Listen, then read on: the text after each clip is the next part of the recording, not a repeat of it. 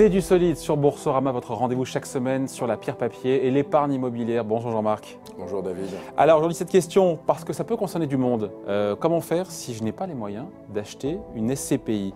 Déjà peut-être qu'on va rappeler quand même à chaque fois, c'est important, la SCPI, parc immobilier avec investissement dans l'immobilier professionnel, essentiellement les bureaux, mais pas seulement. Et on rappelle, voilà, pas besoin d'avoir quelques centaines de milliers d'euros pour investir, moyennant 1000 euros, on peut y aller. Et donc, ça veut dire qu'on peut aussi investir à son rythme? Exactement. En fait, dire qu'on n'a pas les moyens d'investir dans une SCPI est à mon avis une contre-vérité, parce que la SCPI, c'est justement le moyen d'investir dans l'immobilier quand on a peu de moyens, ou qu'on a des moyens qui vont progresser dans l'avenir. Les SCPI, c'est des parts de société. Donc, on peut dire en moyenne sur le marché français qu'une part de SCPI, c'est environ 300 euros. Donc, on peut investir en commençant par 300 euros. Et on peut, au fur et à mesure, en fonction de sa capacité d'épargne, tous les mois ou tous les 3 mois, mettre de côté en achetant de nouvelles parts de SCPI.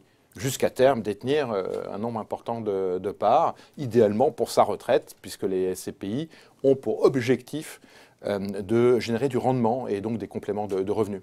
Après, c'est pas toujours facile quand on a du mal à boucler les fins de mois. Mais parfois, on se dit, mais c'est pas bête de se dire qu'on programme des versements, comme ça au moins on sait qu'on est un peu obligé de les faire. Il y a moyen de le faire en dehors de l'assurance vie, pour le coup?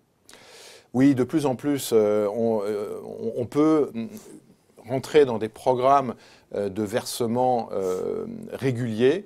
De plus en plus de sociétés de gestion le font.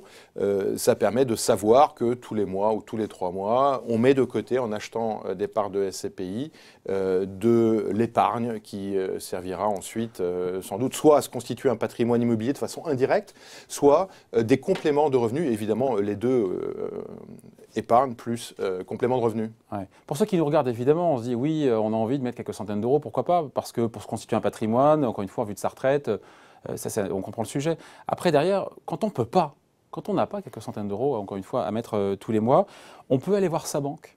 On peut lui dire, tiens, vous me financez comme vous me financeriez de l'immobilier, avoir du crédit, 100% de l'investissement, c'est jouable, ça? Alors, 100% de l'investissement, c'est effectivement l'objectif à atteindre. Je crois aujourd'hui. C'est une pratique ou pas, ça? Alors, je crois qu'aujourd'hui, les banquiers demandent quand même qu'on mette un peu d'apport personnel à hauteur de 10%. Mais l'intérêt d'investir dans des SCPI en s'endettant, c'est que les dividendes qui sont servis par les SCPI, donc qui sont chez nous entre 4,7 et 5,06%, permettent de rembourser une grande partie du crédit.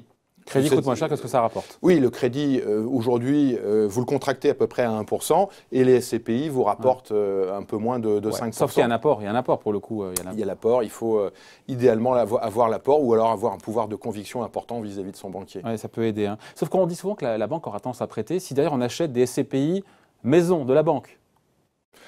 C'est vrai que les banques, depuis une dizaine d'années, ont redécouvert les SCPI et ont eux-mêmes des SCPI et ont plutôt, effectivement, une tendance naturelle à financer les SCPI de la maison. C'est humain. Hein. Oui, on le comprend.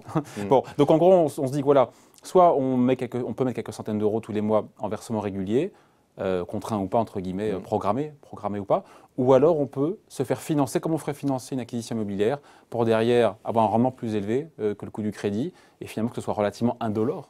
Exactement. Exactement. Et malgré. Beaucoup de Français le font, ça? On a des chiffres là-dessus Oui, les SCPI, traditionnellement, se financent beaucoup par la dette, puisque les dividendes permettent de rembourser la dette et les intérêts de l'emprunt sont déductibles fiscalement des revenus des SCPI. Et il reste aujourd'hui quand même pas mal de banques qui sont, entre guillemets, en architecture ouverte et qui acceptent de financer des SCPI de sociétés de gestion qui ne sont pas de filiales de ces banques. L'architecture ouverte, on ouvre les fenêtres. Exactement. Allez, merci Jean-Marc. Merci David. C'est du solide revient la semaine prochaine sur Boursorama.